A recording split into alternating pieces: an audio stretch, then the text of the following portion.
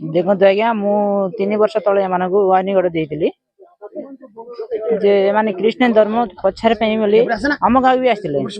ଆମର ହଉଛି Patrapur revenue village, ଆମର ବିଷୟ ଗୁଡ଼ା ମୋ ନାଁ ଡମ୍ବରୁଧର। ହେଲେ ଏମାନଙ୍କୁ ୱାର୍ଣ୍ଣିଂ ଦିଆଯାଇଥିଲା କି ନାଇଁ, ଆମର ରେଭିନ୍ୟୁ ଭିଲେଜରେ ତମ କୋଉ ଜାଗାରେ ବି କ୍ୟାମ୍ପ କର ନାହିଁ। ଏମାନେ ମୋ କଥା ନ ଶୁଣିକରି କାଲି ଏମାନେ ତା ମନ ମୁକାମ କରୁଥିଲେ।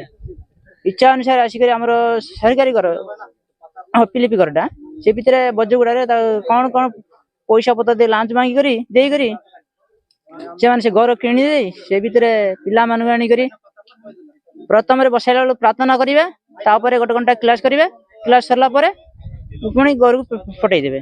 ଇଏ ଧନ୍ଦା ଚଳଉଥିଲେ। କିନ୍ତୁ ଆମର ଅଙ୍ଗନବାଡି କେନ୍ଦ୍ର ଅଛି,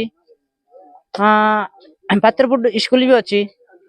ସେ ଜାଗାରେ ନେଇ ରଖିଲେ ସିନା ହବ। ଆଉ ଆମେ ମାଷ୍ଟର ଦୋଷ ଦେଲେ କଣ ହବ? ଆମ ପିଲାମାନଙ୍କୁ ନେଇ ଆମେ ନିଜେ ଛାଡିବାର ଅଛି।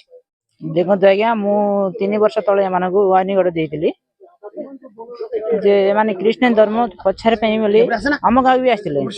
ଆମର ହଉଛି ପାତ୍ରପୁର ରେଭିନ୍ୟୁ ଭିଲେଜ, ଆମର ବିଷୟ ଗୁଡ଼ା ମୋ ନାଁ ଡମ୍ବରୁଧର।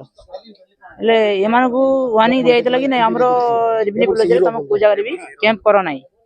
ଏମାନେ ମୋ କଥା ନ ଶୁଣିକରି କାଲି ଏମାନେ ତା ମନ ମୁକାମ କରୁଥିଲେ।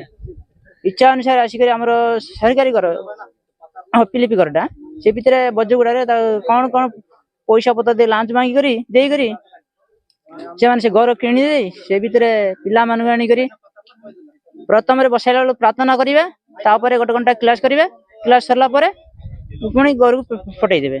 ଇଏ ଧନ୍ଦା ଚଳଉଥିଲେ। କିନ୍ତୁ ଆମର ଅଙ୍ଗନବାଡି କେନ୍ଦ୍ର ଅଛି, ପାତ୍ରପୁର ସ୍କୁଲ ବି ଅଛି।